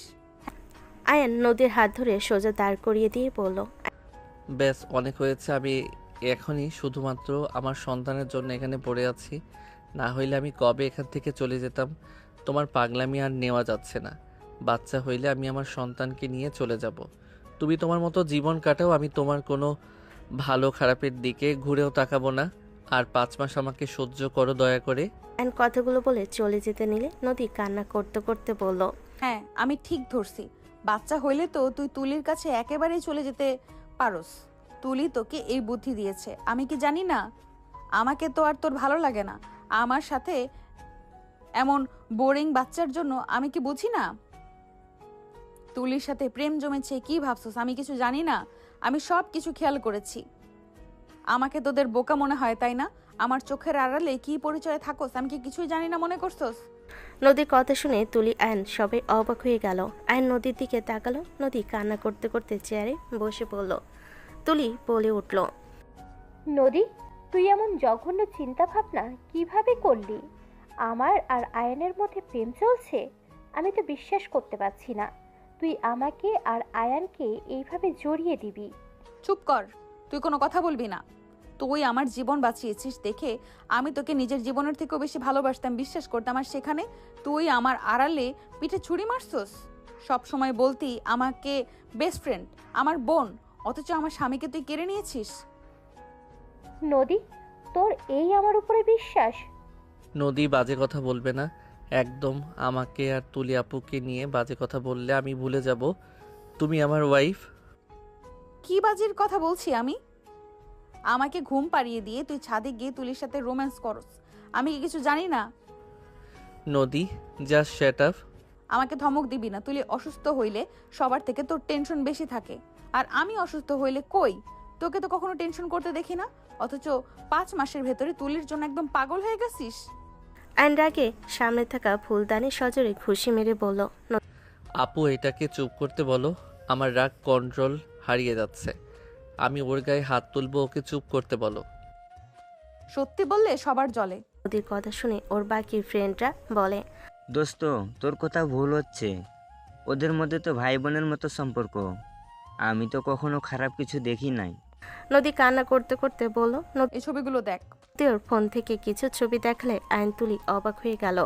ওর বান্ধবীরা সবাই বলতে লাগলো, ছি তুলি, তুই এ কাজ কিভাবে করতে পারলি? আয়ান নদীর হাজবেন্ড, আমাদের তুই জ্ঞান দিয়ে নিজে ওর সাথে এসব করছস। তুলি আয়নের রাগ যেন চড়াও হয়ে গেল। আয়ন নদীর ফোন নিয়ে সজোরে ঢিল মেরে ভেঙে ফেলল। নদীকে কিছু বলতে যাবে, সাথে সাথে তুলি হাত দিয়ে বাধা দিয়ে বলল, ভাই শান্ত হ, আমি নদীর সাথে কথা বলি, ওই আমাদের ভুল বুঝেছে। আমি কোনো ভুল বুঝি নাই, আমি যা দেখছি সঠিক দেখছি। তোরা মাঝে মাঝে ছাদে যাস, মাঝে মাঝে আমি না থাকলে দুইজন একসাথে বাগানে বসে থেকে হাসাহাসি যত প্রেমালাপ আছে করস। আর তার থেকে বড় কথা, তোদের মাঝে যদি কিছু নাই থাকতো তাহলে কখনো তোদের একে অপরের দিকে এত টান থাকতো না। তোরা দেখোস না, তুলিকে কিছু বললে আয়ান রেগে যেত, আর আয়ানকে কিছু বললে তুলির গায়ে লাগতো। নদীর কথা শুনে ওর ফ্রেন্ডরা বলে, হ্যাঁ আমি ও খেয়াল করছি। আয়ন রাগে হাত মুঠো করে নিয়ে বলল, আল্লাহর দোহাই লাগে তুমি চুপ করো, আর একটা কথা বলো না। আয়ান চুপ করো তো, আমি কথা বলি। তুলি নদীর পায়ের কাছে বসে হাত ধরতে গেলে এক ঝটকায় সরিয়ে দিল। তুলি বলে উঠল, বোন, আমি তোকে নিজের বোন ভাবি, আমি তোর সংসার ভাঙবো এমন কথা কিভাবে ভাবলি? তুই যেটাই দেখেছিস সেটাই সম্পূর্ণ ভুল। সেদিন অনেক বাতাস ছিল, আমি আর আয়ান তোর ব্যাপারে কথা বলছিলাম, হুট করে আমার চোখে ময়লা পড়লে আমি কান্না করছিলাম। আয়ান তখন আমার চোখের ময়লা পরিষ্কার করে দিয়েছিল। আয়ান আমার থেকে লম্বা, ওই যদি আমার চোখের কাছে আসে ওকে ঝুঁকতে হবে। পিছন থেকে দেখছস, দেখে মনে হয়েছে আয়ান আমাকে লিপ কিস করেছে। বিশ্বাস কর, আল্লাহর কসম করে বলছি, প্রথমে আয়ানকে আমার ভালো লেগেছিল, বাট এখান থেকে 1 মাস পর থেকে আমি ওকে ভাইয়ার চোখে দেখি। ওই আমাকে আপু আপু করে, আমরা দুজন ভাই বোন, এর বাহিরে কিছুই না। সব বুঝলাম, তাহলে প্রতি রাতে কেন তোদের দেখা করা লাগে? আরে দূর, আচ্ছা তুই কি জানোস না আমার রাতের বেলা চাঁদ কতটা পছন্দ? রাতের আকাশ দেখতে ভালো লাগে, তেমন আয়ানেরও ভালো লাগে। ওর সাথে আমার অনেক কিছু মিল পাইছি, তাই আমরা দুজনের সম্পর্কে যমজ ভাই বোন দিয়েছি। আল্লাহর কসম করে কখনো আমি মিথ্যা বলবো না, এটাই তুই ভালো করে জানিস। তাহলে বাগানে কি নিয়ে এত কথা বলতি? চোখের ইশারায় কেন করতি? আবার মাঝে মাঝে ওই তোর রুমে কেন যেত? আমার রুমে মাঝে মাঝে আসতো কোনো পড়ায় সমস্যা হলে, আর যতবার এসেছে আমার সাথে লামিয়া তো থাকতো, না হয় ওই থাকতো। আর বাগানের কথা বলছিস? আরে বলিস না, আমার ফোনে একটা রিলস দেখছিলাম, সেটাই নিয়ে দুজন কথা বলছিলাম আর হাসছিলাম। আর ইশারার কথা বলিস, তুই আয়ানের সাথে যেমন ব্যবহার করিস সেটাই আয়ান মুখস্থ হয়ে গেছে। উনি সবসময় আমাকে একজন বড় বোনের মতো সব কিছুতে সাহায্য করত। আর তোমার মনে এসব নোংরা চিন্তা, আর তোমার যদি ওর সাথে মিশতে সমস্যা হইতো আমাকে বলতে পারতে, আমি কখনো ওনার সাথে মিশতাম না। আমি অশান্তি পছন্দ করি না, আমি তো সবসময় তোমার কথা মতো চলার চেষ্টা করি না, বলো? নদী কান্না করতে করতে বলল, আমি কি করব? আমি কি জানতাম ওই বাদরকে আমি ভালোবেসে ফেলবো? আমার জামাই শুধু আমার সাথে কথা বলবে, আমাকে সময় দিবে, কিন্তু ওই বেশি তোর সাথে কথা বলতো। তার উপরে আবার ওই রকম দেখে আমার রাগ হচ্ছিল। দুইজন আমার প্রিয়, অথচ তারা আমাকে ঠকালো। এটা ভেবে আমি নিজেকে ঠিক রাখতে পারলাম না, আমার অনেক কষ্ট হতো। আমি কি করব? সেই জন্য আমি সবসময় চিল্লাপাল্লা করতাম। বলে ইশারায় বলল। আয়ন নদীর কাছে গিয়ে বসে, ওর হাত দুইটা ধরে বলল, নদী, আমার লাইফে 2টা মা আছে, 2টা বাবা আছে। আমি জানি এইসব কতটা কষ্টকর। আমার বাবা আমার মাকে কষ্ট দিয়েছে, তাকে ধোঁকা দিয়ে অন্য একজনকে বিয়ে করে। আমি এইসব পরিস্থিতিতে থেকেছি। আমি জানি এসব কতটা কষ্টকর। আমি ছোট থেকে নিজের কাছে প্রতিজ্ঞা করেছি আমি কখনোই আমার স্ত্রী সন্তানকে কষ্ট দিব না। আমি একজন ভালো স্বামী আর ভালো বাবা হব। বাট তুমি আমাকে ভুল বুঝে শুধু শুধু নিজেকে কষ্ট দিয়েছো আর আমাকে কষ্ট দিলে। বাচ্চাদের মতো কান্না করতে করতে তুলে আর আয়নের দিকে তাকালো। নদী ওর হাত ধরে দুইটা কান ধরে বলল, সরি, আর এমন ভুল করব না। আমি তোমাদের দুজনকে অনেক ভালোবাসি। তোমরা আমাকে ঠকালে আমি মরে যাব। বোকামে, আমি তোকে ঠকাবো ভাবলি কিভাবে? আমি তোকে ছোট থেকে চিনি। আমি তোর সুখ দুঃখে সবসময় থাকছি, আর সেখানে কি না আমি তোকে কষ্ট দেব, ঠকাবো কিভাবে ভাবলি? সরি। নদী তুলিকে জড়িয়ে ধরল। নদী তুলিকে জড়িয়ে ধরে কান্না করতে লাগলো আর নদীর দিকে তাকিয়ে বলল, কান্না করো না। শুনো, কোনো কিছু খারাপ লাগলে আমাকে সোজা বলবে, আমি সেই কাজ করব না। বাট না বলে নিজের ভিতরে সব চেপে রেখো না। নদী বাচ্চাদের মতো আয়নের দিকে হাত বাড়ালে সবাই হেসে দিল। আয়ন নদীকে কোলে তুলে নিয়ে বলল, আয়ন চলো বাহিরে খেতে যাব। নদীকে নিয়ে রুমে গেল। নদীকে ওয়াশরুমে নিয়ে গিয়ে ফ্রেশ করে দিয়ে দুজনে ফ্রেশ হয়ে নিল। দুজন ম্যাচিং করে শাড়ি পাঞ্জাবি পরল। আয়ন নদীর পিছনে দাঁড়িয়ে পিছন থেকে জড়িয়ে ধরে বলল, আমার বউটাকে অনেক সুন্দর লাগছে শাড়িতে। তোমার পছন্দ হয়েছে? হ্যাঁ, অনেক পছন্দ হয়েছে। তোমাকে দেখাবো বলে শাড়ি 3 পিস কিনেছিলাম, কিন্তু তার আগেই তো ভুল বোঝাবুঝি হওয়ার কারণে। বুঝলাম। চলো যাই। বাসায় এসে আমাকে আদর করবে তো? ওকে করব, আমার পাগলি বউ। ভাই, আপনাদের হইলে আসতে পারেন। আপু আপনি যান, আমরা আসছি। নদী তাকালে আয়ন কানে হাত দিলে নদী হেসে বলে, আর সন্দেহ করব না, চলো। আয়ন হাত এগিয়ে দিলে নদী আয়নের বাহু ধরে বের হলো। 5 বছর পর আয়ন, নদী আর ওর ছেলে আহনাফের দিকে তাকিয়ে আছে। নদী আর আহনাফ দুজন দুজনের চুল ধরে আছে। আয়ন চুপ করে আছে। আয়ন ভালো করে জানে মা ছেলে একজনের দিকে টানলে দিন শেষে মা ছেলে ওর পিছনে লাগবে। নদী আহনাফ একে অপরের দিকে তাকিয়ে আবার আয়নের দিকে তাকালো। আয়ন কিছু বলার আগে দুজন চিৎকার দিয়ে বলল, পাপা মাম্মা আমার চকলেট আইসক্রিম সব খেয়ে ফেলেছে। আমাকে ঘুম পাড়ানোর নাম করে সব খেয়ে নিয়েছে। দেখো মাম্মার মুখে এখনো চকলেট লেগে আছে। বাচ্চাদের মতো করে তাকিয়ে বলল, আমি অল্প খেয়েছি, ওই আমার সব চকলেট আইসক্রিম খেয়েছে। আমি তো ওকে কিছু বলি নাই। ওইটার একটু খেয়েছি তাই বলে ওই আমার সাথে রাগারাগি করবে? মানে হয়েছে কি, আমাকে শ্বশুর আব্বু ডাকে। আনজে দরজা থেকে পা বাড়াবে দুজন একে অপরকে ছেড়ে বলল, নদী মাম্মা দেখছো, পাপ্পার কাছে আমাদের কোনো গুরুত্ব নাই। বলে ওঠে, ঠিক বলছস, আসল ঝামেলা ওর জন্য লাগছে। আমাদের মধ্যে ঝামেলা লাগতো না যদি ওই আমাকে আবার চকলেট আইসক্রিম নিয়ে এসে দিত। ধর তোর পাপ্পাকে। আয়ান ঢোক গিলে দৌড়ে পালাতে যাবে, সাথে সাথে আহনাফ গিয়ে দৌড়ে পা ধরে পড়ল। মাম্মা পাপ্পাকে ধরে রাখছি, তুমি মারো, আমি ধরে আসি। আমরা একা মায়ের খাইছি, পাপ্পা কেন বাদ যাবে? আয়ান মনে মনে বলতে লাগলো, আল্লাহ কোন দুই ফাজিলের পাল্লায় আমাকে ফেললেন। এরা মারামারি করবে আর মাঝখানে আমি হুদাই মাইর খাবো। নদী চুল ধরতে যাবে, সাথে সাথে আয়ান বলল, আমি তোমাদের আজকে ঘুরতে নিয়ে যাব, যা খেতে চাইবে সব খাওয়াবো, রেস্তোরাঁও নিয়ে যাব। সাথে সাথে দুজন শান্ত হয়ে নম্র হয়ে গেল। নদী কিউটভাবে আয়ানের ব্যাগ নিল আর আহনাফ কিউটভাবে ধরে বলল, পাপা আমি না তোমার ছেলে, আমাকে কোলে নাও। আয়ন কোলে নিলে আহনাফ আয়নকে চুমু দিতে লাগলো। নদী বাহু ধরে ভিতরে নিয়ে যেতে যেতে বলল, আহনাফ তুই শুধু শুধু ঝামেলা করছস। আমি না কতবার কইলাম তোর পাপ্পা অফিসে যত কাজ করুক আমাদের সময় ঠিক দিবে। দেখলি আমার কথা মিলল তো? নদীর কথা শুনে আহনাফ ফুরকুচকে তাকিয়ে বলে, মাম্মা তুমি না তুলি খালামনির কাছে বললে পাপ্পা সময় দেয় না আমাদের, তুমি না কত কিছু বললে।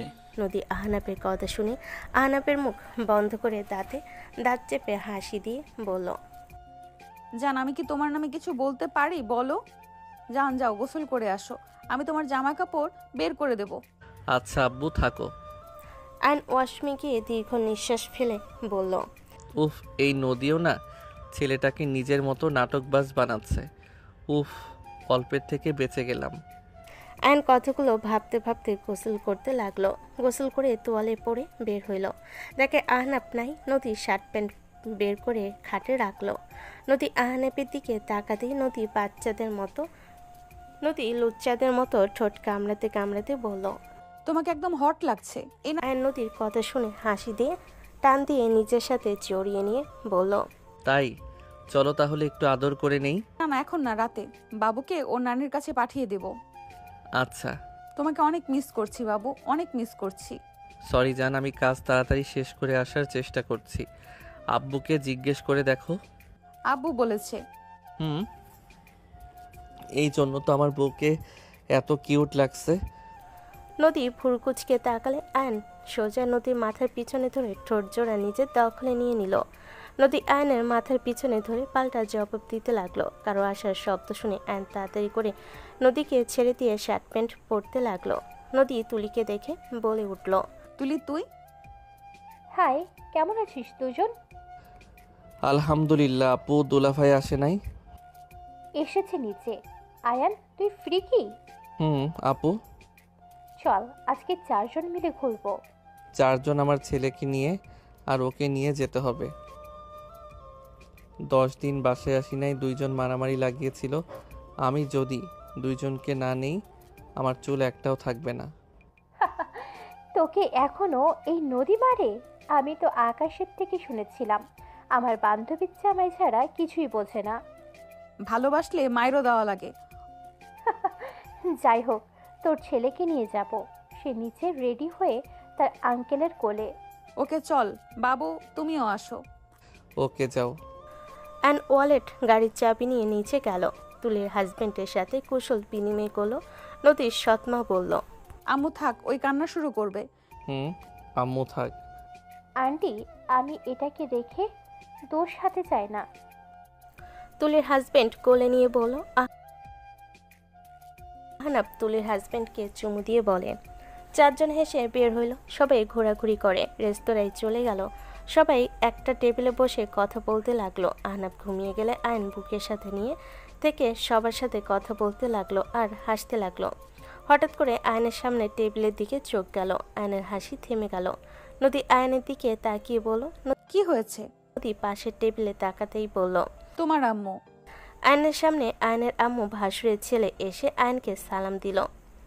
আয়ন সালামের উত্তর নিল। আয়নের সৎ বাবা বলল, বাবু ওকে সালাম কেন দিচ্ছি?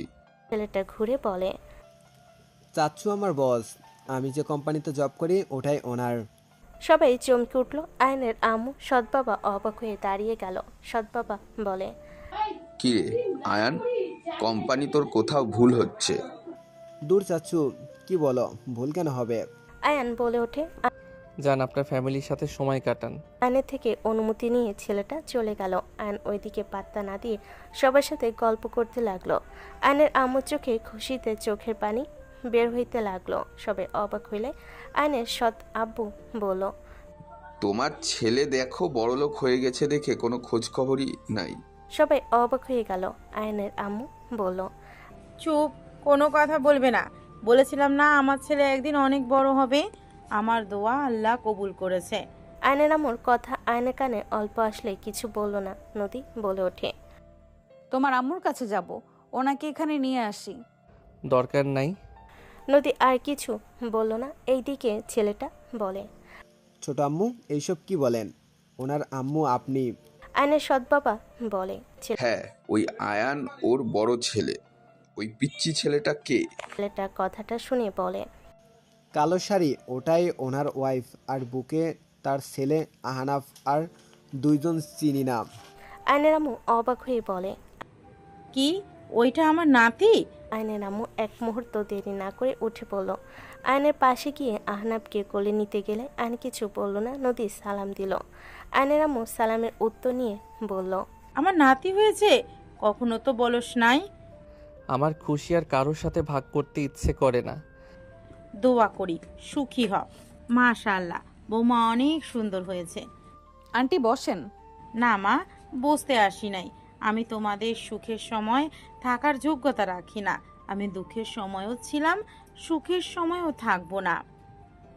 শুনলাম আমার নাতির কথা, তাই মনটা আর বাধা মানল না। আয়নের আম্মু আহনাফকে মন ভরে দেখে আয়নের কোলে দিয়ে বলল, সুখী হ, ভালো থেকো বৌমা, সুখী হও। আয়নের মুখ চলে গেল। আয়নের চোখে কোনায় পানি জমে গেল। খাবার আসলে সবার সাথে স্বাভাবিক হয়ে খেতে লাগলো। আয়নের মুখ ভেজা চোখে আয়নকে দেখতে লাগলো। নদী আয়নের হাতে হাত রাখতে আয়ন হাসি মুখে বলল, আমার পাশে তোমরা থাকলে আমার আর কাউকে কোনো দরকার নাই। নদী জড়িয়ে ধরলে আয়ন ওর আম্মুর দিকে তাকিয়ে দেখে ওর আম্মু সবার সাথে খাবার খাচ্ছে। হাসি মুখে আয়ন মনে মনে ভাবতে লাগলো, মায়ের অভাব পূর্ণ করার জন্য মাকে দরকার হয়। মাকে ছাড়া সবসময় একটা জায়গা শূন্য পড়ে থাকবে সারা জীবন। সেই জায়গাটা কখনো কারো জন্য হবে না। আয়নের আম্মু আর চোখে তাকালে দেখলো আয়ন সবার সাথে হাসি খুশি কথা বলছে, খাবার খাচ্ছে। আয়নের আম্মু ভাবতে লাগলো, আজ আমার চোখ শান্তি স্থাপন করলো। আজ এই দুনিয়াতে সব থেকে খুশি কেউ থাকলে আজ আমি সেই ব্যক্তি। আমার মতো খুশি এই দুনিয়াতে কেউ নাই। আমি আমার সন্তানকে হাসতে দেখেছি, যা মা হয়ে কখনো হাসাতে পারি নাই। ধন্যবাদ মা, তোমাকে আমি চিনি না, কিন্তু দোয়া করি মা, এভাবে আমার সন্তানকে হাসি খুশিতে রেখো। আল্লাহর কাছে চাই আমার সকল সুখ যেন আল্লাহ তোমাদের দেয়। আমি একজন ব্যর্থ মা। আয়নের আম্মু কথাগুলো ভাবতে ভাবতে সবার সাথে কথা বলতে লাগলো। আয়ন হাসির মাঝে নিজের মাকে দেখতে লাগলো আর চোখে